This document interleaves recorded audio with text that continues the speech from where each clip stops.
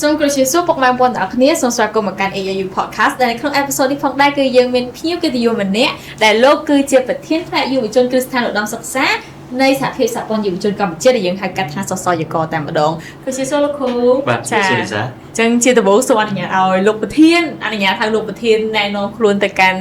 ទស្សនិកជនទាំងអស់គ្នាផងដែរអរគុណលីសាជួបគ្នាជាមួយនឹងការថតលើកនេះខ្ញុំសូមណែនាំខ្លួនខ្ញុំឈ្មោះរិនដាវុធបច្ចុប្បន្នបានបញ្ចប់ការសិក្សាថ្នាក់បរិញ្ញាបត្រជាន់ខ្ពស់ហើយក៏កំពុងតែបន្តការសិក្សាថ្នាក់បណ្ឌិតនៅសាកលវិទ្យាល័យទូទីមរុងដែរទៅលើឯកទេសគោលនយោបាយសាធារណៈហើយនៅក្នុងទូនាទីក្របខ័ណ្ឌដែលពិធីការនេះបានណែនាំមកបាញ់នេះជាប្រធានផ្នែកយុវជនគ្រឹះស្ថានឧត្តមសិក្សានៃក្រុមប្រឹក្សាយុវជនគ្រឹះស្ថានឧត្តមសិក្សារបស់សហភាពសហព័ន្ធយុវជនកម្ពុជាហៅកាត់ថាកយកនៃសសយកចាលោកគ្រូចាអញ្ចឹងសូមអនុញ្ញាតឲ្យលោកគ្រូលោកប្រធានផងដែរដោយសារតែលោកប្រធានខាងផ្នែកប្រធានផ្នែកយុវជនអញ្ចឹងសំណួរមុនគេដែលខ្ញុំចង់សួរទៅកាន់លោកប្រធានគឺដោយសារខ្ញុំធ្លាប់ឃើញផុសមួយដែលគេលើកឡើងថាភាគច្រើនអ្នកផលិតវីដេអូចេញមកភាគច្រើនលើកទឹកចិត្តឲ្យយុវជនទៅរកលុយជាជាងឲ្យយុវជនខិតខំប្រឹងប្រែងរៀនសូត្រអញ្ចឹងតើលោកគ្រូមានមតិយោបល់អីយ៉ាងណាទៅលើប្រធានបទមួយនឹងដែរលោកគ្រូអរគុណលីសាជាទូទៅយើងគិតថាមនុស្សគ្រប់គ្នាគឺតែងតែមានទស្សនៈផ្សេងគ្នាទាំងអស់អញ្ចឹងនៅក្នុង status post របស់គាត់វាអាចនឹង status post របស់អ្នកដទៃផ្សេងពីគាត់ប៉ុន្តែខ្ញុំសូមលើកយកក្របខ័ណ្ឌបាច់តម្លៃនៅអ្វីដែលលីសាបានចោទសួរចា៎មានន័យថាគាត់លើកទឹកចិត្តឲ្យយុវជនទៅរកលុយជាងគិតគូរអំពីការសិក្សាចា៎ជាទស្សនៈនៃការយកឃើញទៅលើ status នោះខ្ញុំគិតថាប្រហែលជាគាត់នៅរស់នៅក្នុងត្រកូលអ្នករុស្ស៊ីហើយគាត់មានទស្សនៈដែលគាត់ស្រូបពីមជ្ឈដ្ឋានជំនាញហ្នឹងគឺមានន័យថានៅពេលដែលរៀនគឺដើម្បីរកការងារធ្វើដូច្នេះដើម្បីកុំឲ្យខាតពេលវេលាគឺត្រូវតែផ្ដោតទៅលើការរកការងារធ្វើឲ្យបានហើយយើងចាំគិតគូរអំពីការរៀនដើម្បីបំពេញបន្ថែមឲ្យកិច្ចការងាររកចំណូលឬក៏រកមុខរបរទទួលទានរបស់យើងនៃទី2លោកគ្រូអាចគិតថាដោយសារតែគាត់រៀនជំនាញសហគ្រិនភាពឬក៏គ្រប់គ្រងពាណិជ្ជកម្មឬក៏ជំនាញណាដែលពាក់ព័ន្ធជាមួយនឹងគេលើកទឹកចិត្តឲ្យពួកគាត់គឺគេហៅថារកស៊ីដើម្បីឲ្យគំនិតទាំងអស់នោះគឺវារីកចម្រើនសម្រាប់ការរស់នៅប្រចាំថ្ងៃរបស់គាត់មានន័យថាគាត់មិនចង់ទទួលយកនៅការផ្គត់ផ្គង់ពីក្រុមគ្រួសាររបស់គាត់ឬក៏ការឧបត្ថម្ភពីមនុស្សគ្រប់មជ្ឈដ្ឋានដែលព្យាយាមជួយឧបត្ថម្ភគ្រប់គ្រងគាត់ទេគឺធ្វើម៉េចឲ្យគាត់មានឯករាជ្យម្ចាស់ការនៅក្នុងការទទួលបាននៅប្រាក់ចំណូលក្នុងការទ្រទ្រង់ផ្គត់ផ្គង់ជីវភាពរបស់ខ្លួនឯងចាលោកគ្រូបើគិតដោយន័យរួមចង់បញ្ជាក់ជូនបងប្អូនទស្សនាថាយើងរៀនយើងធ្វើការទាំងពីរហ្នឹងគឺល្អដូចគ្នាសំខាន់ឲ្យតែយើងចេះបែងចែកឲ្យបានច្បាស់លាស់ហើយយើងសូមដាក់អារម្មណ៍មួយថាយើងធ្វើការដើម្បីរៀនកុំឲ្យយើងរៀនដើម្បីធ្វើការអញ្ចឹងមានន័យថាយើងរៀនប្រឹងប្រែងសិក្សារៀនសូត្រឲ្យចប់ចុងចប់ដើមឲ្យមានចំណេះជំនាញឲ្យបានពិតប្រាកដឲ្យច្បាស់លាស់ហើយពេលហ្នឹងគឺយើងមិនខ្វះការងារដែលយើងចង់បានយើងចង់ធ្វើហើយការងារជាច្រើនគឺក៏កំពុងទន្ទឹងរង់ចាំយើងដែរបើសិនជាយើងមានចំណុចទាំងអស់ហ្នឹងបាទចាអញ្ចឹងគាត់ថាតើលោកប្រធានគ្រប់គ្រងទៅលើការដែលយុវជនគាត់ចេញទៅរកលុយប្រើរៀនប្រើប៉ុន្តែសូមឲ្យគាត់មានការបែងចែកពេលវេលាបានត្រឹមត្រូវបាទលីសាបាទចាខ្ញុំចំពោះបងអូនវិញដំបូងបងអូនគិតទៅលើប្រធានបទហ្នឹងថាវាមានខុសវាមានត្រូវដែរចំពោះអ្វីក៏ដោយគាត់គិតថាវាតែងតែមានក្បត់មុខពីរនៅក្នុងប្រធានបទមួយហ្នឹងក៏ប៉ុន្តែជាក់ស្ដែងបើយើងលើកនិយាយថាអ្នកផលិតមាតិកាភាគច្រើនជំរុញឲ្យយុវជនរកលុយក៏ត្រឹមត្រូវដែរប៉ុន្តែក៏មានអ្នកផលិតមាតិកាភាគច្រើនមួយចំនួនផ្នែកទៀតដែរដែលគាត់ជំរុញឲ្យសិស្សានុសិស្សគាត់យុវជនគាត់ប្រឹងប្រែងទៅលើការសិក្សារៀនសូត្រដូចគ្នាដោយសារសម្រាប់បងអូនផ្ទាល់បងអូនក៏ជាអ្នកចែករំលែករូបដែរហើយភាគច្រើនមាតិការបស់បងអូនប្រកាសថាគឺឲ្យយុវជនគាត់ខំប្រឹងប្រែងរៀនយកនិទ្ទេស A ប៉ុន្តែមួយផ្នែកទៀតក៏បងអូនឲ្យយុវជនគាត់ធ្វើទៅតាមសមត្ថភាពបើគាត់រស់នៅក្នុងស្ថានភាពគ្រួសារដែលខ្វះខាតប្រកាសថាគាត់ត្រូវធានប្រើហើយក៏ត្រូវចាំបីបាច់ខ្លួនឯងប្រើដើម្បីគ្រប់គ្រងការសិក្សារបស់ខ្លួនឯងរួចដែរអញ្ចឹងចំពោះមតិមួយហ្នឹងពេលខ្លះវាត្រឹមត្រូវពេលខ្លះក៏វាមានចំណុចអាក្រក់ចំណុចល្អរបស់វាផ្ទាល់ដែរព្រោះអីមនុស្សមានច្រើនជាអ្នកផលិតមាតិកាអញ្ចឹងអ្នកផលិតមាតិកាមួយចំនួនក៏ជំរុញទៅតាមបែបផ្នត់គំនិតរបស់គាត់អ្នកផលិតមាតិកាមួយចំនួនទៀតក៏ចែករំលែកទៅតាមផ្នត់គំនិតរបស់គាត់ផ្ទាល់ដែរដោយសារតែលោកប្រធានការខាងផ្នែកយុវជនស្រាប់តែម្ដងបងអូនចង់លើកឡើងនៅសំណួរថាតើធ្វើម៉េចដើម្បីអាចឲ្យយុវជនកម្ពុជាយើងគាត់ខ្លាំង នៅក្នុងខ្លួនគាត់តែម្ដងដើម្បីអាចជាសសរទ្រូងមួយសម្រាប់ខ្លួនគាត់សម្រាប់គ្រួសារទាំងសម្រាប់សង្គមជាតិប្រទេសកម្ពុជាមួយទាំងមូលតែម្ដង អរគុណលីសាជាសំណួរមួយដែលល្អហើយខ្ញុំសង្ឃឹមថាថ្នាក់ដឹកនាំគ្រប់ប្រជាសម្ព័ន្ធក៏ដូចជាប្រជាជនកម្ពុជាជាពិសេសយុវជនក៏កំពុងតែស្ដាប់ថាតើ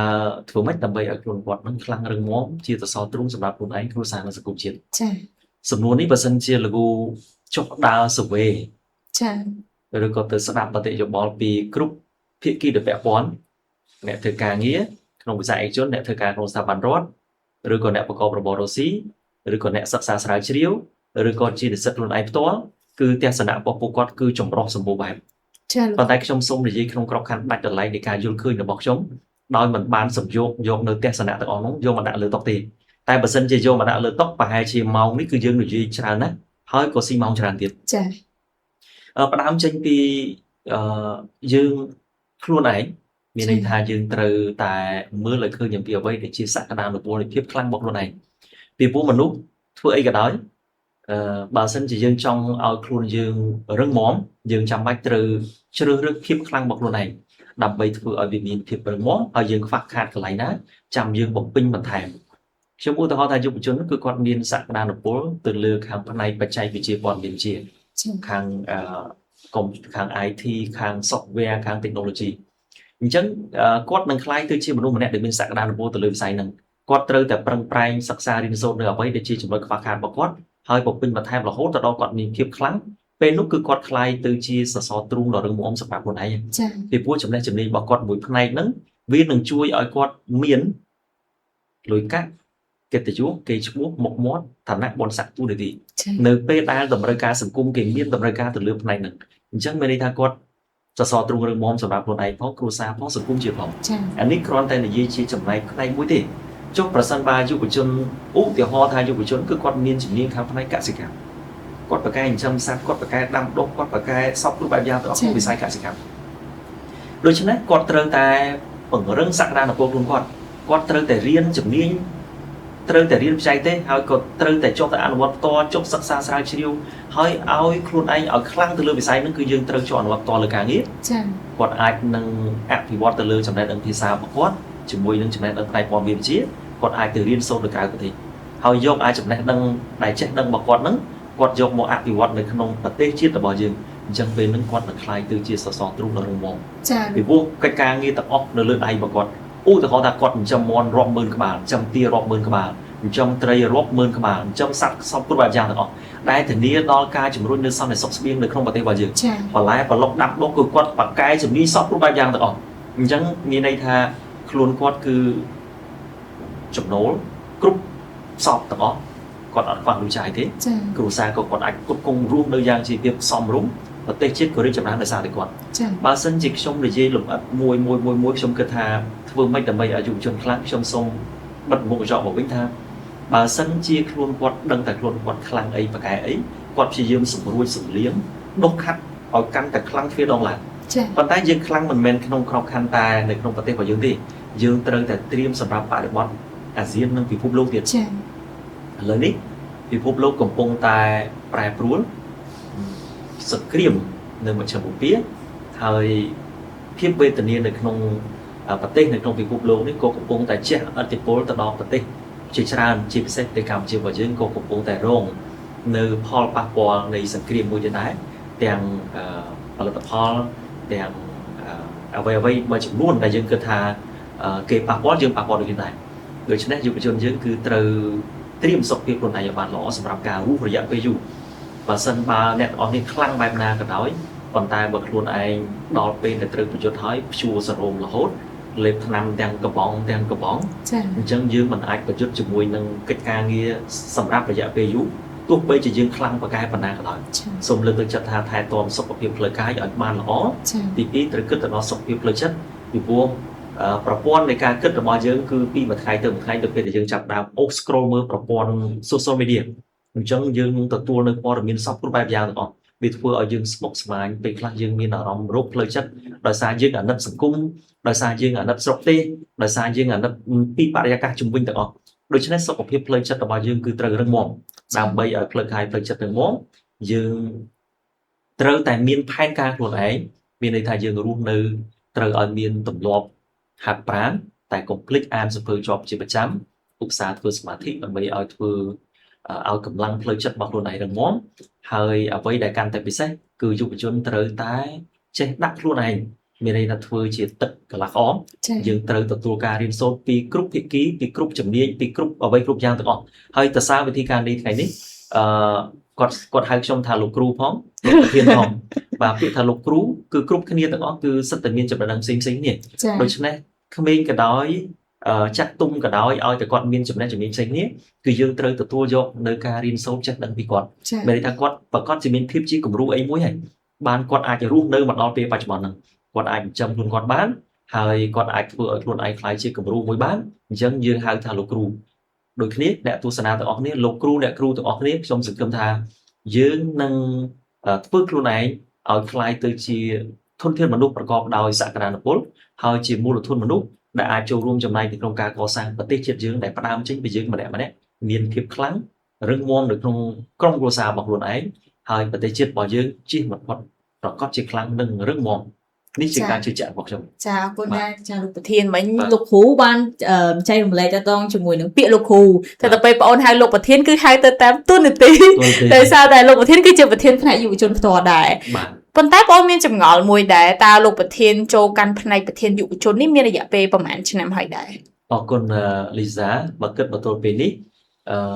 ជិត5ឆ្នាំហើយចា5ឆ្នាំយូរដែរគឺសន្និបាតបូកសរុបផលិតផលការងាររយៈពេល5ឆ្នាំនៃក្រុមប្រឹក្សាយុវជនគ្រឹះស្ថានឧត្តមសិក្សាបើមុខបញ្ចុះបន្តិចបច្ចុប្បន្ននេះយើងមានគ្រឹះស្ថានឧត្តមសិក្សាទាំងឯកជនទាំងរដ្ឋទាំងសាលាក្រមចំណុះក្រសួងការងារសាលាចំណុះក្រមស្ថាប័នក្រសួងនានាយើងមានបច្ចុប្បន្ននេះមាន145ទូទាំងប្រទេសអញ្ចឹងអ្វីដែលជាការកត់សម្គាល់ខ្ញុំឃើញបញ្ញវន្តដែលកំពុងតែសិក្សាគឺគាត់មានការអភិវឌ្ឍខ្លួនទៅមុខជាមួយនឹងជំនាញនិងកម្មវិធីនៃការសិក្សាស្របតាមនៃការវិវត្តរបស់សង្គមនិងស្រុកទេសរបស់យើងដូច្នេះសាកលវិទ្យាល័យនីមួយៗគឺព្យាយាមប្រឹងប្រែងអភិវឌ្ឍនូវគុណភាពពង្រឹងនៅគុណភាពនៃការបណ្ដុះបណ្ដាលឲ្យដើរទៅតាមការវិវត្តរបស់សង្គមហើយរៀបចំនៅសម្ភារៈបរិក្ខារឧបករណ៍ឲ្យទាន់ជាមួយនឹងសម័យកាលនៃបច្ចេកវិទ្យាហើយមិនត្រឹមតែប៉ុណ្ណោះយើងឃើញគ្រឹះស្ថានឧត្តមសិក្សាមួយគឺព្យាយាមកែកលកែលម្អទាំងអគារទាំងអីសពគ្រប់បែបយ៉ាងខ្ញុំមើលឃើញនេះជាមោទនភាពមួយដែលយើងនឹងចូលរួមចំណែកធ្វើឲ្យធនធានមនុស្សនៅក្នុងប្រទេសកម្ពុជារបស់យើងមានការរីកចម្រើនជាក់ស្ដែងសាកលវិទ្យាល័យធនធានមនុស្សដែលលីសាកំពុងតែសិក្សានៅក្នុងស្ទូឌីយោម៉ាស៊ីនត្រជាក់មានឧបករណ៍សម្ភារៈប្រណិតទំនើបហើយនៅទីនេះយើងឃើញមានសាស្ត្រាចារ្យមានគុណវុឌ្ឍមានបទពិសោធន៍យូរឆ្នាំនិស្សិតនៅទីនេះមានសេចក្តីថ្លៃថ្នូរមានវិន័យល្អហើយខ្ញុំសង្កេតឃើញនិស្សិតដែលរៀនចប់ពីសាកលវិទ្យាល័យធនធានមនុស្សទៅភាគច្រើនគឺសិតតែជាធនធានមនុស្សរបស់ប្រទេសជាប្រធានអង្គការប្រធានស្ថាប័នធ្វើការក្នុងវិស័យឯកជនក៏ធំក្នុងស្ថាប័នរដ្ឋក៏ធំដូច្នេះខ្ញុំសង្ឃឹមថាសាកលវិទ្យាល័យមួយនេះនឹងបន្តប្រមូលយកនៅធនធានមនុស្សដែលកំពុងតែត្រូវការយកនៅចំណេះចេះដឹងដើម្បីមកអភិវឌ្ឍយកមកអប់រំយកមកបណ្ដុះបណ្ដាលយើងមិនមែនប្រើពាក្យថាអប់រំទេមានន័យថានិស្សិតគឺគាត់ចូលមកសិក្សាគឺគាត់ទទួលស្រូបយកនៅចំណេះដឹងជាច្រើនពីសាកលវិទ្យាល័យដើម្បីយកចំណេះជំនាញដែលខ្លួនឯងមានទៅអភិវឌ្ឍសង្គមជាតិរបស់យើងតាមរយៈធ្វើម៉េចឲ្យមានការងារល្អធ្វើចាលោកប្រធានដំបូងបងអូនគិតថាទុកសំណួរនឹងសួរនៅពេលចុងក្រោយថាមូលហេតុអីបានលោកប្រធានបន្តការសិក្សាថ្នាក់អនុបណ្ឌិតនៅទីនេះផ្ទាល់ប៉ុន្តែដូចជាលោកប្រធានបានមានប្រសាសន៍បកស្រាយនៅសំណួរនឹងហើយសំណួរបងប្អូនបកទៅចំណុចដំបូងវិញតកតងជាមួយនឹងយុវជនខ្លាំងលោកប្រធានបានលើកឡើងថាយុវជនខ្លាំងនៅពេលដែលគាត់មានជំនាញគាត់ចេះជំនាញហ្នឹងឲ្យខ្លាំងបើខាងកសិកម្មគឺធ្វើកសិកម្មហ្នឹងឲ្យខ្លាំងហ្មងប៉ុន្តែបងឆ្ងល់ហើយមានសំណួរថាចុះតើធ្វើម៉េចដើម្បីឲ្យយុវជនគាត់រកចំណុចខ្លាំងគាត់រកជំនាញសមត្ថភាពរបស់គាត់ហ្នឹងឃើញដែរលោកប្រធានចា៎អរគុណលីសាសំណួរនេះល្អបកទៅលើលីសាបានបញ្ជាក់មិញថាហេតុអីបានមកបន្តអនុបណ្ឌិតអញ្ចឹងសូមថ្នាក់បណ្ឌិតថ្នាក់បណ្ឌិតបណ្ឌិតគោលនយោបាយសាធារណៈចូលឆ្នាំទី2ហើយចារំលឹកបន្ថែមតិចចុះខ្ញុំជ្រើសរើសសាកលវិទ្យាល័យនេះដោយសារទី1អាគារសិក្សាផ្ទាល់ខ្លួនចាហើយយូរឆ្នាំហើយចាបាទសាកលវិទ្យាល័យនេះយើងបើគិតពីអាយុកាលខ្ញុំ trong bữa tới đôi chia công pông tại pinh vậy bà một page năm chiến ចា bà hay sạc ra trà tập óc cứ miền bọt tích và sạc ra trà để trong sọc và chứ có còn riêng nơi cao thì này ចា chân về class ở men tên tới môn là dương sập chất thả rước riêng sờ lá có dương từ mưa bị sạc đàn polo chỉ tràn còn đại sập chống pin chất nơi lẹ đã sập bát ở đại sập lại ní công pông tại đó chú sập rạp ca và độ đà thôn thiên lúc được nông thế cảm chịu của dương sầm lúa xu tha Lisa ban xu bánh bánh thà ta dương từ ធ្វើម៉េចចាធ្វើម៉េចបានយុវជនគាត់អាចរកចំណុចខ្លាំង អាចរកចំណុចខ្លាំងបំរុងឯងជាមួយសមត្ថភាពបាទអញ្ចឹងយើងត្រូវយករូបមន្តមួយបាទយករូបមន្តមួយរូបមន្តនេះខ្ញុំគិតថាវាអាចប្រើបានជាស្តង់ដារគ្រប់ទាំងអស់តែក្នុងស្តង់ដារសម្រាប់ការវិភាគទៅលើចំណុចខ្លាំងរបស់ខ្លួនឯងហ្នឹងគឺទី1យើងត្រូវតែផ្ដើមចេញពី 5W1H បាទ 5W1H ហើយ 5W1H ហ្នឹងវាគូផ្សំជាមួយនឹងការវិភាគទៅលើ SWOT ហ្នឹងគឺ SWOT បាទទីមួយគឺយើងត្រូវតែវិភាគខ្លួនឯងសិនបាទវិភាគខ្លួនឯងថាបច្ចុប្បន្ននេះយើងមានចំណងចំណូលចិត្តលើអីយើងឆាប់ចាំលើអីហើយយើងមានជំនាញចំណេះតែអ្នកដទៃគិតថាមិនអាចធ្វើបានតែយើងមានអីយើងវិភាគចំណុចខ្លាំងខ្លួនយើងសិនទី2យើងគិតថាតើខ្លួនយើងខ្សោយអីយើងអង្គុយត្រេគិតថាខ្លួនឯងសក់មិនខ្សោយអីសុខភាពខ្សោយការចងចាំខ្សោយពេលខ្លះឆាប់ភ្លេចឃ្លាំងអីហ្នឹងបាទឬក៏យើងមានលក្ខណៈខ្សោយអីទៀតហើយបានយើងយកមកប្រៀបធៀបថាតើបច្ចុប្បន្ននេះសង្គមនេះគឺមានឱកាសអីសម្រាប់ភាពខ្លាំងរបស់យើងហើយមួយទៀតយើងគិតថាតើកត្តាគម្រាមកំហែងអីដែលវានឹងអាចចូលមករំខានដល់ភាពខ្លាំងរបស់យើងអញ្ចឹងកត្តាសង្គ្រាមមកពីពិភពលោកឬក៏កត្តាអីផ្សេងៗដទៃទៀតតែវាប៉ះពាល់ជាអត្ថប្រយោជន៍ទៅលើអ្វីដែលជាការអភិវឌ្ឍទៅលើសក្តានុពលភាពខ្លាំងរបស់ខ្លួនយើងខ្ញុំងាកមកលើចេញពី SWOT ងាកគិតទៅលើផ្ដើមចេញពីមនុស្សម្នាក់នៅពេលដែលយើងបានដាក់គោលដៅតាំងពីក្មេងមកមានន័យថានៅពេលដែលយើងបានដាក់គោលដៅថាយើងនឹងក្លាយទៅជាអ្នកជំនួយម្នាក់នឹងក្លាយទៅជាមន្ត្រីរាជការម្នាក់នឹងក្លាយទៅជាបុគ្គលដ៏ល្បីម្នាក់ជាអ្នកស្រាវជ្រាវដ៏កំពូលម្នាក់ជាអ្នកកសិកម្មដ៏កំពូលម្នាក់ជាអ្នកវិទ្យាសាស្ត្រដ៏កំពូលម្នាក់អញ្ចឹងគាត់បានកំណត់គោលដៅរបស់គាត់តាំងពីគាត់រៀនចប់ថ្នាក់ទី12អញ្ចឹងសក្តានុពលទាំងអស់នេះគឺវាមានតាំងពីពេលដែលគាត់រៀនចប់ថ្នាក់មូលដ្ឋានចំណេះដឹងទូទៅរបស់គាត់ត្រឹមថ្នាក់ទី12គាត់ចាប់ផ្ដើមមកបន្តអភិវឌ្ឍខ្លួនគាត់នៅថ្នាក់ឧត្តមសិក្សាគាត់ដឹងតែខ្លួនគាត់មានភាពខ្លាំងអីហើយអញ្ចឹងគាត់សម្រួចឧទាហរណ៍ថាគាត់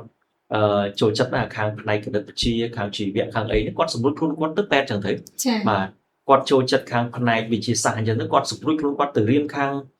ប៉ារ៉ាម៉ាណូឬក៏ទៅធ្វើអ្វីដែលពាក់ព័ន្ធជាមួយខាងផ្នែកវិទ្យាសាស្ត្របាទអញ្ចឹង 5W1H ទី1យើងសួរថា what បាទយើងចង់បានអ្វីឲ្យពិតប្រាកដយើងចង់ខ្លាយទៅជាអី what ហើយទី2 where ថាតើយើងចង់ឲ្យ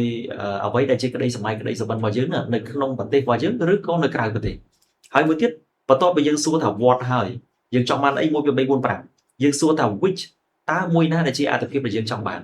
យើងចង់បានទី1ឬក៏ទី2បាទប៉ុន្តែបើសិនជាយើងចង់បានច្រើនពេកវាធ្វើឲ្យយើងជាមនុស្សពហុចម្រុះជំនាញអញ្ចឹងយើងអត់សូវខ្លាំងទេបន្ទាប់ពី which ហើយយើងសួរថា why ហេតុអីបានជាយើងចង់សម្រេចអាសុបិនរបស់យើងទី1ភាពខ្លាំងរបស់យើងទី1នេះបាទបន្ទាប់ពី why បាទបន្ទាប់ពី why ហើយយើងសួរថា when ថាតើក្តីសុបិនរបស់យើងនោះយើងចង់សម្រេចនៅពេលណា2026 2030 2035ឬក៏ទៅដល់ឆ្នាំណាអញ្ចឹងwhen បន្ទាប់ពី when ហើយយើងចុងក្រោយមិន 5W ណាបាទ what why which when where បាទ 1H អញ្ចឹង 1H នេះគឺយើងត្រូវដាក់សំណួរខ្លួនយើងថាដើម្បីឲ្យសម្រេចក្តីសុបិនរបស់យើងទី1នោះបន្ទាប់ពីយើងសួរសំណួរថាហេតុអីបានជាយើងចង់សម្រេចហ្នឹងអញ្ចឹងយើងត្រូវតែឆ្លើយថា1 2 3 4 5យើងចង់បានអាហ្នឹងដោយសារអញ្ចេះយើងបកកែអាហ្នឹងវាអាចរកលុយបានច្រើនហើយវាអាចជួយគ្រួសារយើងបានច្រើនវាអាចធ្វើឲ្យប្រទេសជាតិយើងរឹងមាំហើយយើងចង់សម្រេចទៅពេលណាយើងដាក់គោលដៅ5ឆ្នាំគោលដៅ10ឆ្នាំគោលដៅ1ឆ្នាំ2ឆ្នាំហើយដើម្បីសម្រេចអាហ្នឹងបានហើយអញ្ចឹងយើងសំណួរថាតើយើងសម្រេចអាហ្នឹងបានដោយវិធីណាខ្ញុំអាចនិយាយបានថាមកទល់ពេលនេះយុវជនដែលអត់មានខ្សែអត់មានខ្នងហើយអត់មានគេអកមរតកពីម៉ែឪដើម្បីសម្រេចក្តីសុបិនមួយនេះគឺមានតែការសិក្សារៀនសូត្រពេញមួយជីវិតកុំបោះបង់ចោលការសិក្សាការរៀនសូត្រវាគឺជាស្ពានចម្លងសម្រាប់ឲ្យយើងរួចចាកផុតពីភាពក្រីក្រគឺជាស្ពានចម្លងឲ្យយើងពីទីទាបទៅទីខ្ពស់នៅពេលដែលយើងរៀនសូត្របានច្រើនយើងចេះដឹងបានច្រើនយើងនឹងមើលឃើញពិភពលោកនេះកាន់តែទូលាយពិភពលោកនេះកាន់តែស្រស់បំព្រង ដូចជាសួនផ្កាមួយដែលខ្មុំជាច្រើនកំពុងតែព្យាយាមមកក្រេបលំអង ចា៎ នៅពេលដែលយុវជនទាំងអស់មានសក្តានុពលមានភាពខ្លាំងរកឃើញខ្លួនឯងបែបអញ្ចឹងហើយចង់ឬមិនចង់ប្រទេសជាតិមួយប្រកបជារីកចម្រើនខ្លាំងក្លាឥតឈប់ឈរដូចនៅបណ្ដាប្រទេសជាតិលឿននិយាយនៅទីនេះនៅក្នុងទឹកដីនៃព្រះរាជាណាចក្រកម្ពុជាយុវជនរបស់យើងគឺសិតតែមានជាប់ខ្សែស្រឡាយដែលមានដូនតាជាអ្នកកសាងប្រាសាទអង្គរវត្តដ៏រឹងមាំដូនតារបស់យើងបានបន្សល់ទុកនៅមរតកស្នាដៃនេះជូនដល់យើងគ្រប់ចំនួនទាំងអស់ប្រកបតលើចូលជិត 2000 ឆ្នាំហើយអញ្ចឹងដូច្នេះយុវជនត្រូវតែមានការតាំងចិត្តការបដិញ្ញាចិត្តដើម្បីធ្វើឲ្យខ្លួនឯងអាចកសាងអ្វីមួយសម្រាប់សង្គមជាតិរបស់យើងងាកមកលើការសិក្សារៀនសូត្រពេញមួយជីវិតមានន័យថាទោះបីជាកលៈទេសៈណាក៏ដោយអ្នកទាំងអស់គ្នាដាច់ខាតត្រូវតែប្រឹងប្រែងសិក្សារៀនសូត្រកុំបោះបង់ចោលការសិក្សាយើងខ្វះអ្វីខ្វះចំណេះដឹងភាសាត្រូវរត់រជំនាញរៀនភាសាបើសិនជាយើងខ្វះចំណេះដឹងព័ត៌មានវិទ្យាត្រូវតែបង្គ្រប់ចំណេះដឹងព័ត៌មានវិទ្យាបើយើងខ្វះនៅអ្វីយើងត្រូវព្យាយាមបង្គ្រប់ឲ្យអស់បាទចំណេះដឹងផ្នែក digital AI គេរត់ទាន់ដល់ណាយើងត្រូវតាមឲ្យទាន់ social media គេ trend គេដល់ណាយើងត្រូវតាមឲ្យទាន់ចា៎អញ្ចឹងនេះគឺជាអ្វីដែលយើងត្រូវតែហៅដែលយើងត្រូវតែធ្វើឲ្យសម្រេចនៅបំណងនៃភាពខ្លាំងរបស់ខ្លួនឯងពីព្រោះភាពខ្លាំងរបស់ខ្លួនឯងគឺជាភាពខ្លាំងរបស់ស្រុកទេសរបស់ប្រទេសជាតិយើងទាំងមូលហើយត្រូវចាំថាអ្នកចំនួនមុនគឺគាត់បានកសាងប្រទេសកសាងមាតុភូមិរបស់យើងបានប៉ុណ្្នឹងហើយដូច្នេះយើងទាំងអស់គ្នាត្រូវតែព្យាយាមប្រឹងប្រែងឲ្យមែនតើនៅក្នុងកលៈទេសៈដ៏លំបាកនេះតែប្រទេសជិតខាងកំពុងតែឈ្លានពានយើងដូច្នេះយើងត្រូវតែមានភាពខ្លាំងរឹងមាំមិនអាចទន់ជ្រាយបានទេសំណួររបស់លីសាគឺមានអត្ថន័យនៃការបង្កប់ហាក់បីដូចជានៃគេបបត្តិថ្នាក់បណ្ឌិតមួយអញ្ចឹងមានន័យថាគ្រប់គ្នាគឺតែងតែនិយាយថាយើងធ្វើម៉េចដើម្បីឲ្យខ្លួនយើងរកឃើញចំណុចខ្លាំងដើម្បីយើងអភិវឌ្ឍភាពខ្លាំងរបស់យើងឲ្យคล้ายទៅជាជំនាញចំណេះឬក៏ឲ្យคล้ายទៅជាផលិតផលដែលអាចផ្ដល់ជូនឲ្យសង្គមឬក៏អាចคล้ายទៅជាអាហារដ៏សម្បូរបែបសម្រាប់ទុកជូនអ្នកចំនួនក្រោយផ្សេងទៀតឲ្យគាត់ទទួលបាននៅផលផ្លែផ្កាឬក៏អាហារដែលកើតចេញពីការខិតខំប្រឹងប្រែងរបស់ខ្លួនយើងគ្រប់គ្នាខ្ញុំគិតថាយុវជនដែលមានសក្តានុពលផ្សេងទៀតគឺបានទៅរៀនសូត្រនៅក្រៅប្រទេសចា៎ប៉ុន្តែសូមអ្នកកុំភ្លេចប្រទេសជាតិមួយនេះទោះបីជាអ្នកខ្លាំងនៅក្រៅប្រទេសអ្នកមានអ្វីគ្រប់យ៉ាងនៅក្រៅប្រទេសសូមអ្នកចូលរួមដើម្បីកសាងនិងអភិវឌ្ឍស្រុកទេសរបស់យើងទាំងអស់គ្នាហើយគំនិតរបស់ខ្ញុំគឺគ្រាន់តែជាជ្រុងតូចមួយដែលផ្ដើមចេញពីការយល់ឃើញដល់តិចតួចហើយចំណេះដឹងរបស់ខ្ញុំមានកម្រិតនៅក្នុងការនិយាយដល់តិចតួចហើយក៏សូមការអធិស្ឋានពីអ្នកស្រាវជ្រាវពីអ្នកសិក្សាឬក៏ពីបញ្ញវន្តដែលគាត់មានចំណេះដឹងជ្រៅជ្រះហើយគាត់អាចមានគំនិតជាច្រើនផ្សេងដទៃទៀតហើយខ្ញុំគិតថាគំនិតទាំងអស់នោះគឺជាកាតាលីករដើម្បីចូលរួមចំណែកនៅក្នុងការតម្រង់ទិសសង្គមរបស់យើងឲ្យមានភាពខ្លាំងគ្រប់គ្នាដូច្នេះគ្រប់គ្នាត្រូវតែផ្ដើមចេញពីខ្លួនឯងហើយយកភាពខ្លាំងរបស់ខ្លួនឯងចែកចំណែកទៅកាន់សង្គមតាមរយៈការធ្វើ content creator ឬក៏ influencer កញ្ញាលីសាគាត់ក៏ជា influencer ដែរហើយគាត់ព្យាយាមចែកចម្លែកទៅកាន់យុវវ័យជាច្រើនជាពិសេសគឺបងប្អូនថ្នាក់ទី12ហើយខ្ញុំគាំទ្រសកម្មភាពនេះហើយខ្ញុំក៏ចង់ឃើញសកម្មភាពដ៏ល្អបែបនេះរបស់យុវជនយើងជាច្រើនតែបច្ចុប្បន្នលីសាមានតែចាប់អារម្មណ៍ឃើញគេដាក់ KOL ចា KOL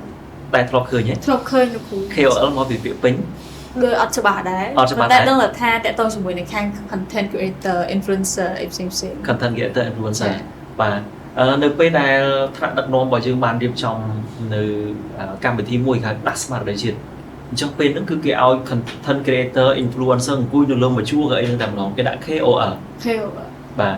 ទុកជូនបងប្អូនអ្នកទស្សនាស្រាវជ្រាវទាំងអស់គ្នាប៉ុន្តែអ្នកទាំងអស់នោះគឺខ្ញុំមើលឃើញភាគច្រើនគឺសុទ្ធតែអ្នកដែលមានមនសិការស្នេហាជាតិដ៏ឧត្តមឧត្តម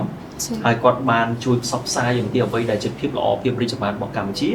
ហើយពួកគាត់បានចូលរួមលុបបំបាត់ព័ត៌មានខ្លីៗពីព្រោះបើយើងនិយាយថាដើម្បីឲ្យជាតិមួយរឹងមាំយើងត្រូវផ្ដើមចេញមើលអំពីសក្តានុពលរបស់យុវជនយើងដែលដើរឲ្យទាន់នៅសម័យយុគបច្ចេកវិទ្យា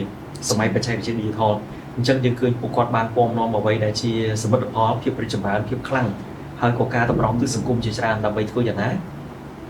ឲ្យមាននៅសន្តិសុខសណ្ដាប់ធ្នាប់នៅក្នុងប្រព័ន្ធព័ត៌មានវិទ្យារបស់ប្រទេសជាតិយើងមិនមែនមានសន្តិសុខសណ្ដាប់ធ្នាប់នៅក្នុងតែប្រទេសកុំឲ្យមានចោរលួចចោរប្លន់ឬក៏អំពើនានាដែលកើតមានក្នុងសង្គមប៉ុន្តែយើងធ្វើឲ្យមានសន្តិសុខសណ្ដាប់ធ្នាប់នៅក្នុងប្រព័ន្ធ social media របស់យើងដែរដូច្នេះផ្ដើមចេញពីការផលិតមាតិកាជា podcast របស់សាកលវិទ្យាល័យធនធានមនុស្សក្នុងថ្ងៃនេះខ្ញុំស្នើសុំឲ្យក្លាយទៅជាគំរូមួយសម្រាប់គ្រប់សាកលវិទ្យាល័យនានាដែលអាចបង្កើត podcast ល្អៗ chơi việc bên tay là bay men là gu là vút là bay thế còn tay miên mà nút chỉ ra là bay được tới tiên đầm bay ai quạt mà ai chay dùng lên dòng kia ở với đại chia các sản phẩm quạt mình không khai trên room trong đấy vừa ai sử cung shit bôi đi rít chầm rán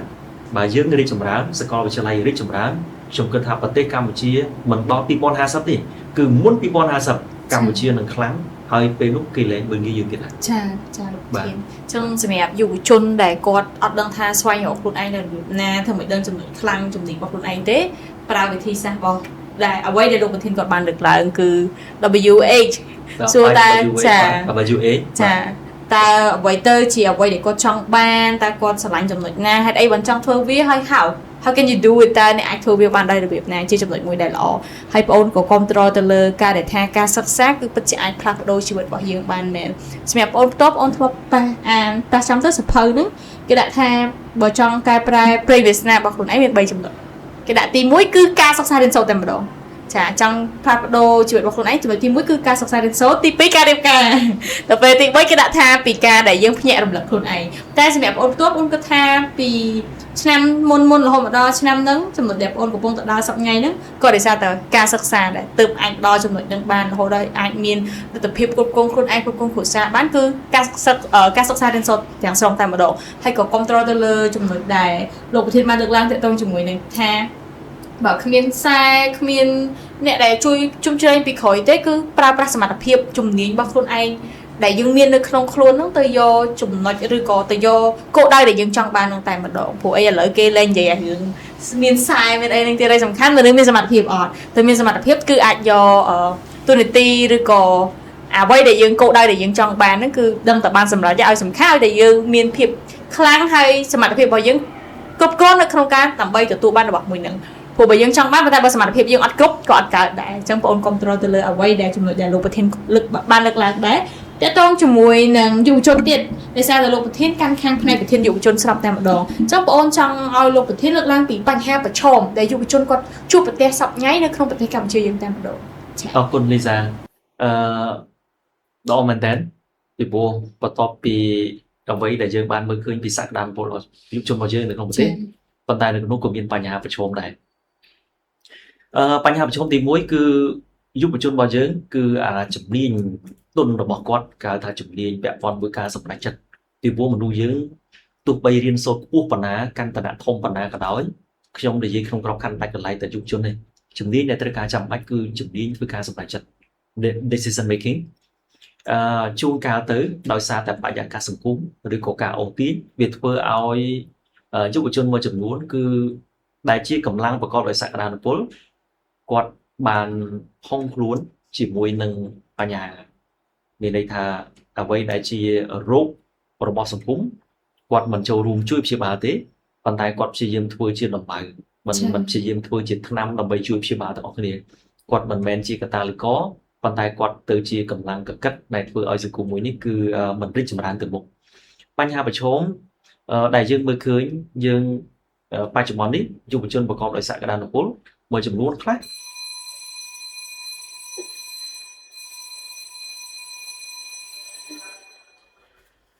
បញ្ហាប្រឈមដែលយើងមើលឃើញជាក់ស្ដែងទី1គឺការសេពគ្រឿងចា៎បាទវាជាបញ្ហាប្រឈមយុវជនមួយចំនួនដែលគាត់នៅក្នុងវ័យនៃការសិក្សាគាត់មានជក់បារីអេឡិចត្រូនិក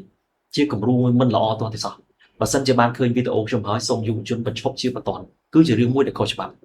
បារីអេឡិចត្រូនិកមិនមែនមានន័យថាសម័យមុនចាស់គាត់បានអាហ្នឹងដើម្បីដេញមុខជក់ថ្នាំខ្លាំងបាទជក់ស្លឹកសង្កែគាត់ជក់អាហ្នឹងទៅដើម្បីឲ្យធ្មេញមកគាត់រឹងមាំគេថាអាយុវែងសក់អត់ងាយស្កើបាទតែកុំភ្លេចថាជក់បារីសក់អត់ស្កើមែនដោយសារតែយើងងប់មុនស្កើនិយាយសម័យបាទសូមជឿឲ្យឆ្ងាយពីបញ្ហាគ្រឿងញៀនបាទដែលយើងគិតថាសង្គមបច្ចុប្បន្នកំពុងតែប្រឈមហើយយុវជនដែលខ្លះ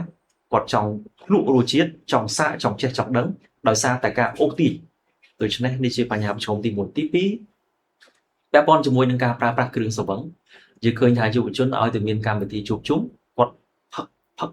រហូតទៅដល់យើងគិតថាវាខុសពីប្រក្រតីនៃលក្ខណៈសម្បត្តិនៃរូបរាងដែលមានកាយសម្បទាមាំមួនសម្រាប់ប្រទេសជាតិរបស់យើងទៅជាហើមស្ពុលធាត់បែកគ្នាដុកក្បាលពោះមុខរៀងធុ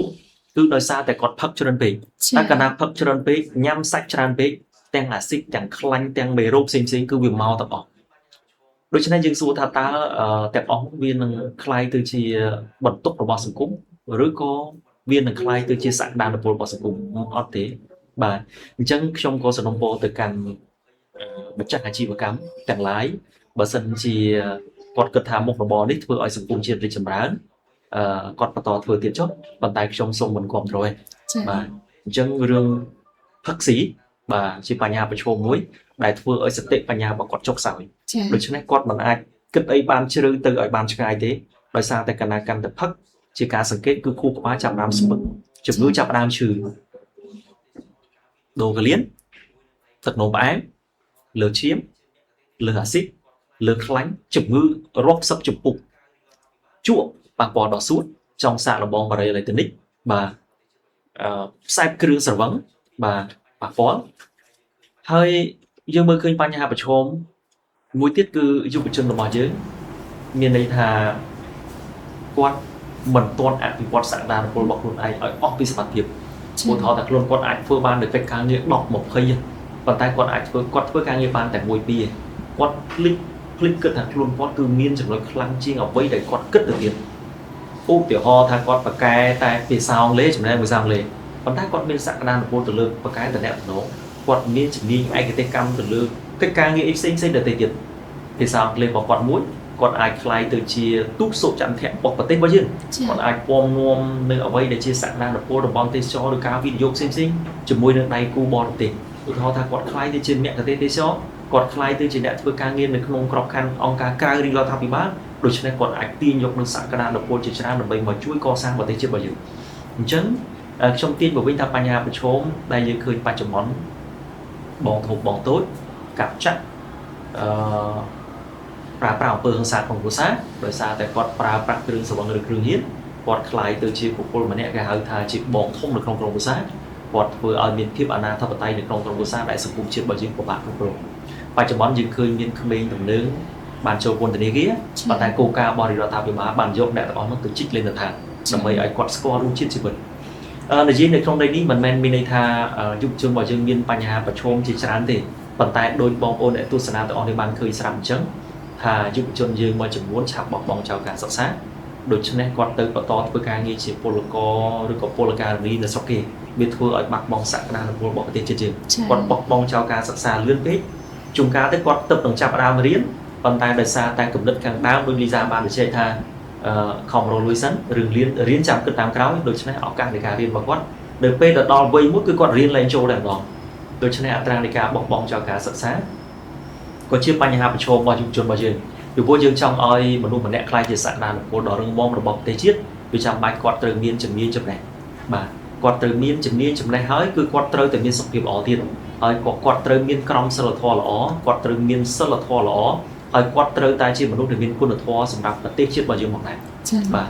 អញ្ចឹងមានបញ្ហាប្រឈមជាច្រើនទៀតខ្ញុំសូមនិយាយតែចំណុចទូទៅប៉ុណ្ណឹងហើយបងប្អូនអ្នកទស្សនាទាំងអស់នេះប្រកាសជា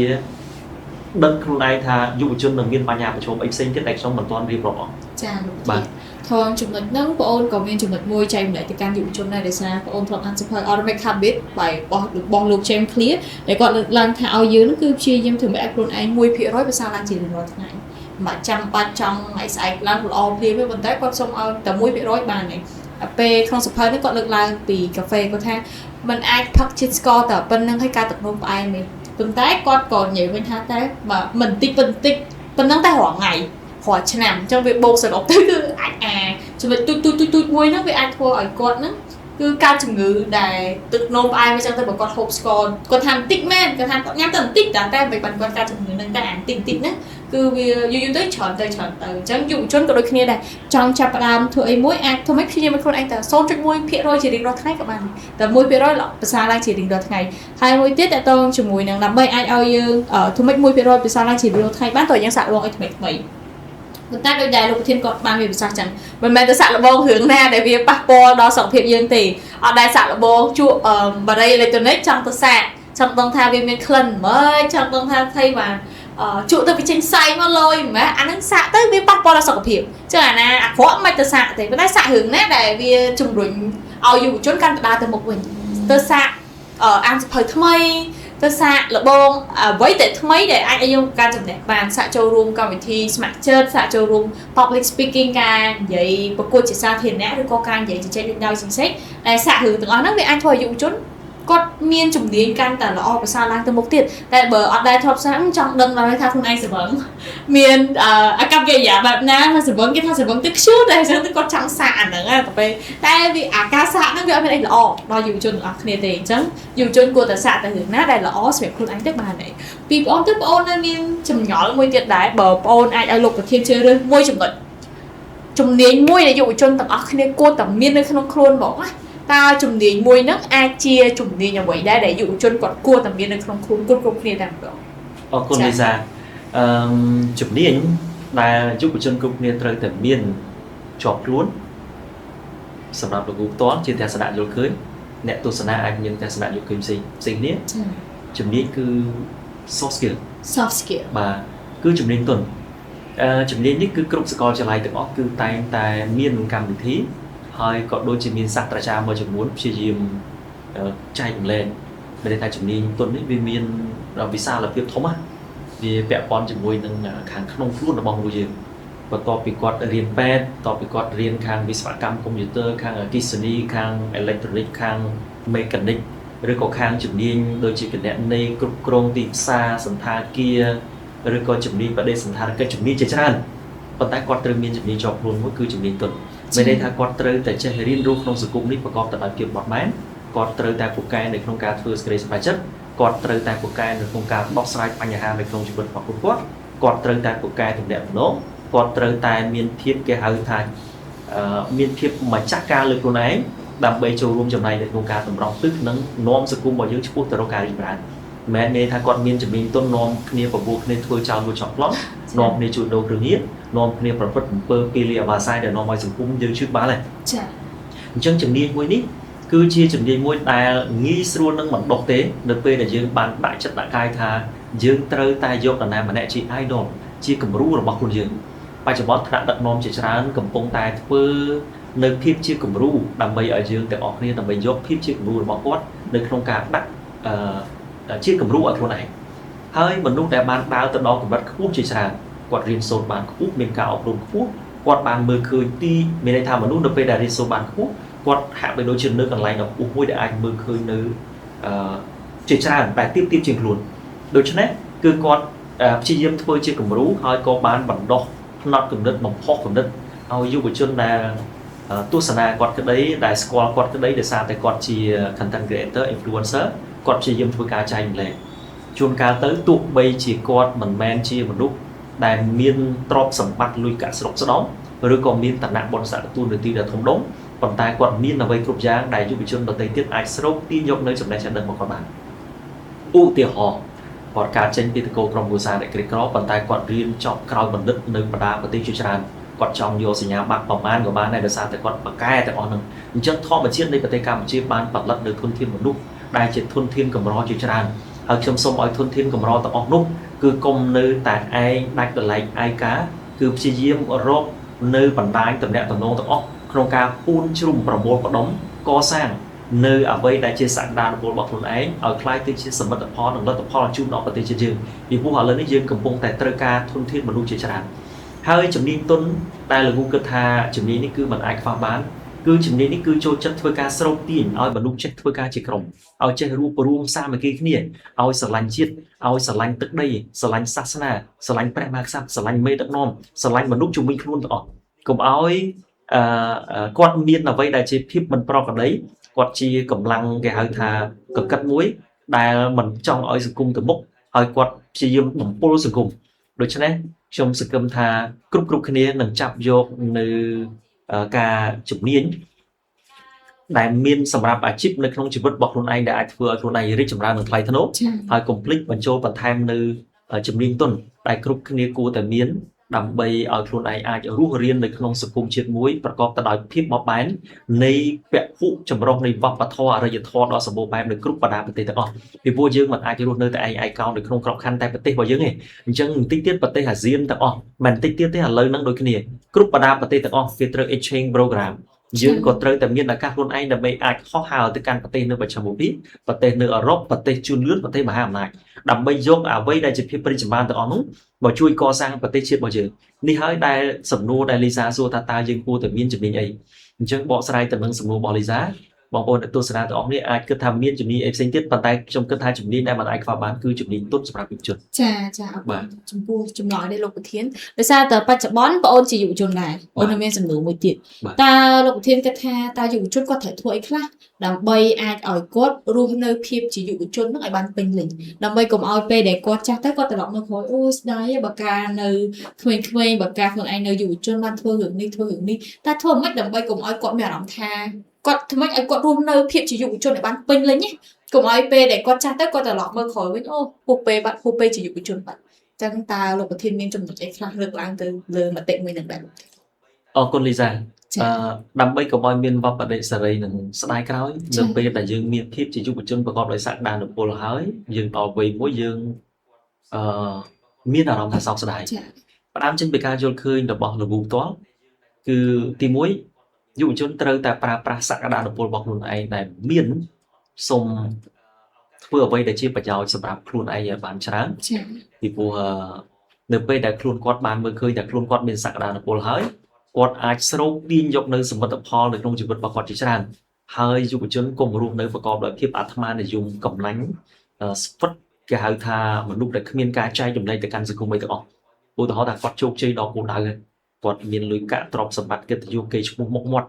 ប៉ុន្តែគាត់កំណាញ់ស្វិតតែម្ដងគាត់អត់បានចែកចំណែកទាំងអស់នោះទៅកាន់សង្គមវាគាត់បាត់បង់នៅគេហៅថា social value អត់មានតម្លៃអីតតែសោះគាត់មានលុយដល់មហាសាលប៉ុន្តែសំបីតែសកម្មភាពនៅក្នុងការជួយមន្ទីរពេទ្យកន្តៈបុប្ផាកុមារដែលរងគ្រោះទូទាំងប្រទេសទើបព្យាបាលជំងឺអត់គិតលុយពេលតែគេធ្វើយុទ្ធនាការ 10000 រៀល 10000 នាក់គាត់សំបីតែលុយរបស់គាត់ 10000 រៀលក៏គាត់មិនហ៊ានជួយសំបីតែវិរៈកងទ័ពជួរមុខប្រទេសយើងដែលកំពុងតែរងការឈ្លានពានគាត់មិនមានការចូលរួមបរិច្ចាគអីទាំងអស់មណ្ឌលកុមារកំព្រាយុវជនអត់មានឱកាសនៃការសិក្សាឬក៏ប្រជាពលរដ្ឋដែលគាត់ខ្វះផ្ទះសម្បែងខ្វះមុខរបរគាត់មិនបានចូលរួមចំណែកជួយឈឺឆ្អាលដឹងអីទាំងអស់ដូច្នេះគឺគាត់ជាយុវជនម្នាក់ដែលបន្តិចទៀតនៅពេលដែលចាស់ទៅអាចនិយាយបានថាគាត់កើតមកមានមនុស្សតែ 2-3 នាក់ដែលដឹងគាត់អញ្ចឹងគាត់ស្លាប់ទៅវិញមានតែមនុស្សតែ 2-3 នាក់ដែលដឹងពីការស្លាប់របស់គាត់ដូច្នេះខ្ញុំគិតថាដើម្បីកុំឲ្យមានបបដិសេរីយុវជនរបស់យើងបច្ចុប្បន្នមានអារម្មណ៍អៀនខ្មាស់ជួនកាលទៅគាត់មានចំណេះដឹងមានជំនាញមានសក្តានុពលប៉ុន្តែគាត់មិនអាចចែកចម្លែកតាមរយៈ media ដែលកំពុងតែធ្វើនៅក្នុងបណ្ដាញ social media ជា podcast ដីដើម្បីឲ្យគាត់អាចចែកចម្លែកឬក៏គាត់មានគំនិតទស្សនវិស័យនៅក្នុងការបង្កើតទៅជាអាជីវកម្មឬក៏គាត់អាចយកមូលនិធិបង្កើតមូលនិធិខ្លួនគាត់លោកឧទាហរណ៍ថាមើលគំរូថាប្រធានាធិបតីរបស់សហរដ្ឋអាមេរិកមួយរូបបារ៉ាអូបាម៉ាគាត់មានអូបាម៉ា fund របស់គាត់មានមូលនិធិរបស់គាត់មនុស្សទូទៅលោកគិតថាអាចធ្វើបានដូចគ្នាយើងអាចបង្កើតមូលនិធិខ្លួនឯងមួយឧទាហរណ៍ថាគាត់ជាមនុស្សមានសក្តានុពលហើយអញ្ចឹងគាត់បង្កើតឧទាហរណ៍ថាលីសាតិចទៀតលីសានឹងក្លាយទៅជាមនុស្សឆ្នើមម្នាក់ជាមនុស្សដែលល្បីម្នាក់ហើយលីសានឹងទទួលបានសមិទ្ធផលក្នុងជីវិតជាច្រើនអញ្ចឹងលីសាចង់ជួយបងប្អូនដទៃទៀតជាវាងពេលចាស់ទៅខ្លាចស្ដាយក្រោយលីសាបានបង្កើតទៅជាលីសាមូលនិធិរបស់លីសាមួយដើម្បីជួយទី1និស្សិតអត់មានឱកាសសិក្សាលីសាអាចជួយបងលុយរៀននិស្សិតដែលគាត់មានបញ្ហាប្រឈមមួយការលំបាកលីសាអាចជួយរកបន្ទប់ឲ្យគាត់ស្នាក់នៅរហូតដល់រៀនចប់ហើយអាចរកការងារឲ្យនិស្សិតធ្វើហើយមិនត្រឹមតែប៉ុណ្ណោះលីសាមានក្រុមហ៊ុនដែលជាដៃគូអាជីវកម្មជាច្រើនរងចាំទទួលនិស្សិតរបស់យើងដើម្បីឲ្យគាត់រៀនចប់ទៅធ្វើការលីសាអាចមានលំនៅឋានមួយសម្រាប់យុវជនជាច្រើនដែលអាចស្នាក់នៅទីនោះដោយអត់បងថ្លៃហើយក៏អាចនឹងលីសាមានដៃគូអន្តរជាតិជាច្រើនលីសាខ្លាយជាម្ចាស់អង្គការខ្លាយទៅជាម្ចាស់ក្រុមហ៊ុនខ្លាយទៅជាអ្វីផ្សេងៗចុចអញ្ចឹងខ្ញុំគិតថាលីសាពេលចាស់ទៅនឹងមិនស្ដាយក្រោយទេដោយសារយើងបានប្រើប្រាស់សក្តានុពលជាយុវជនរបស់យើងឲ្យអស់សក្តានុពលមែនទេហើយអ្នកខ្លះគាត់ស្ដាយក្រោយគាត់ថាខ្ញុំខំរកបើជីវិតស្ដាយបើសិនជាខ្ញុំចែកឲ្យអ្នកក្រីក្រឲ្យអភិវឌ្ឍមូលដ្ឋានរបស់ខ្ញុំឲ្យខ្លាយទៅជាមូលដ្ឋានមួយប្រកបទៅដោយគុណភាពនិងសក្តានុពលឧទាហរណ៍ថាមូលដ្ឋានពោពេញទៅដោយគេហៅថាភាពបៃតង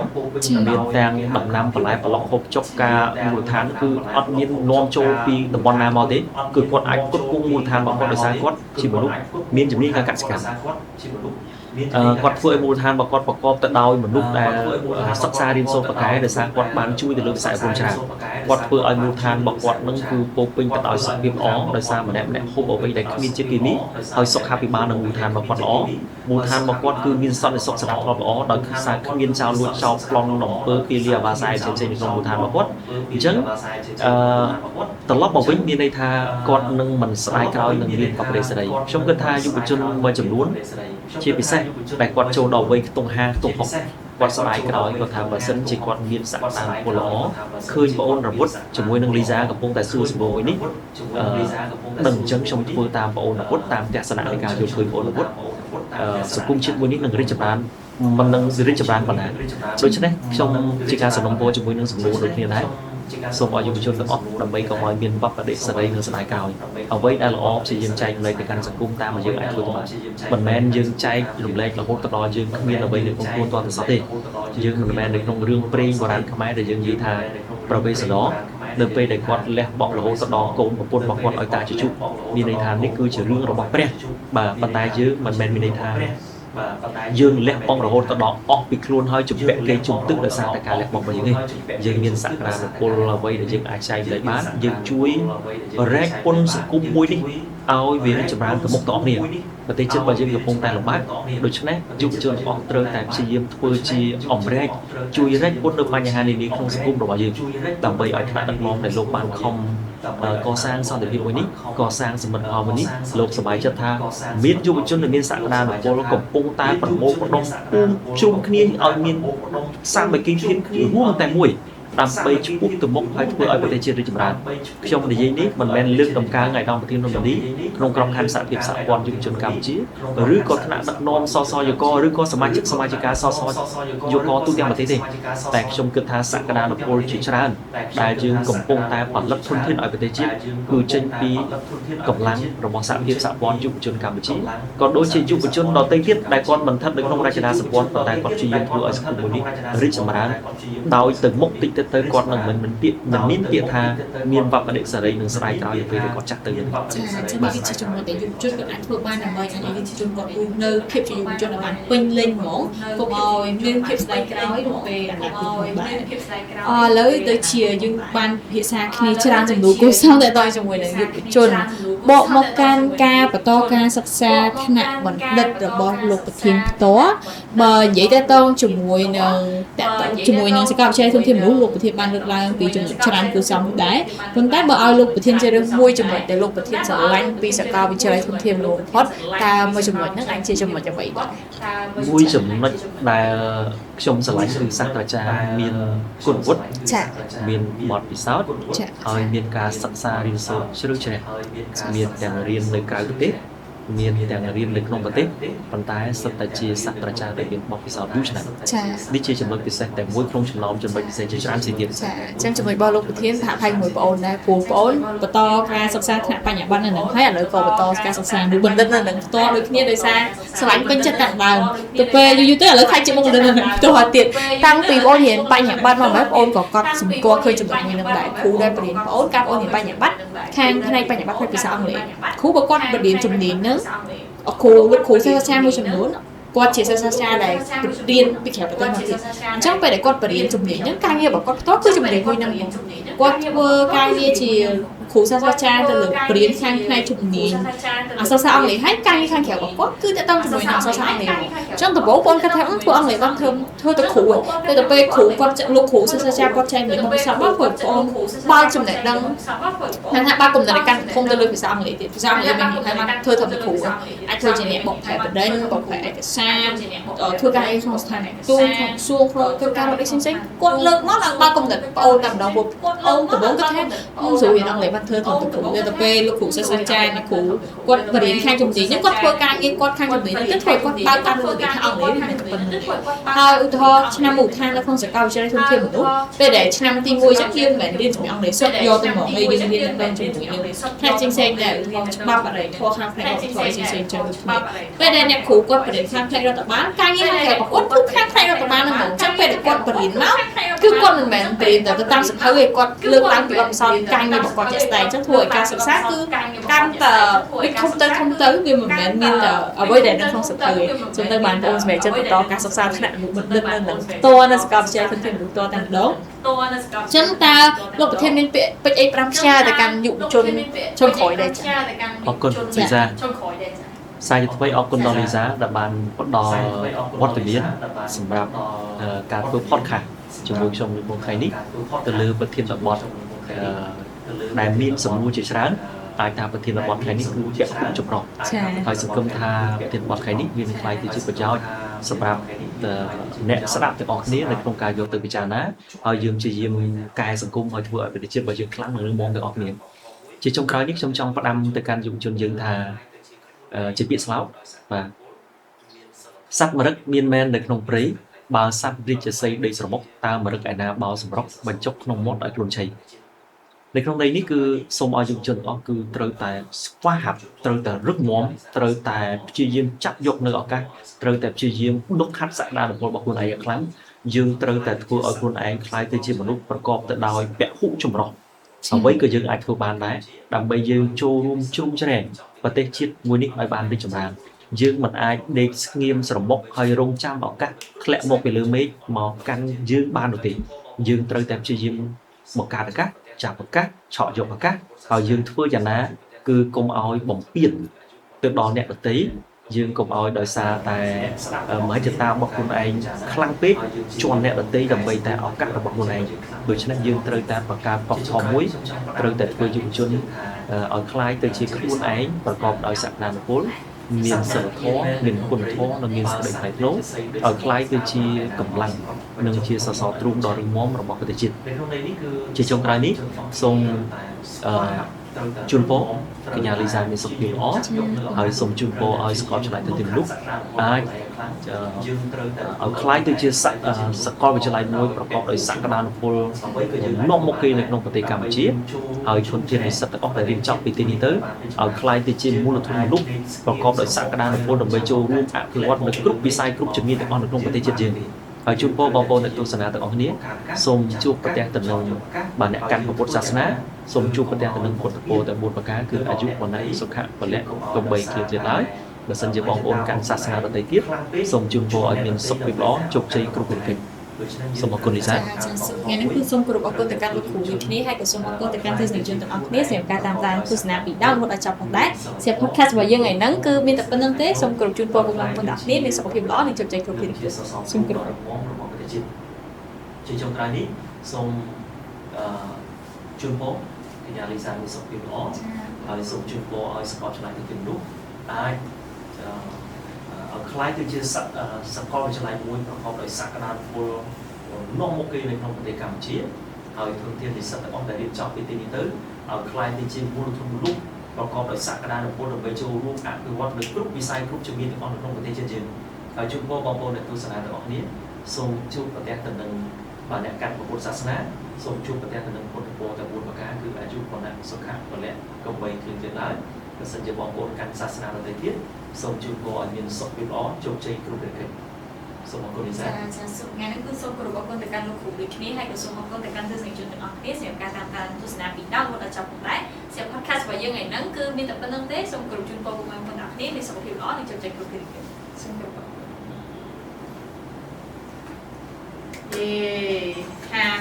52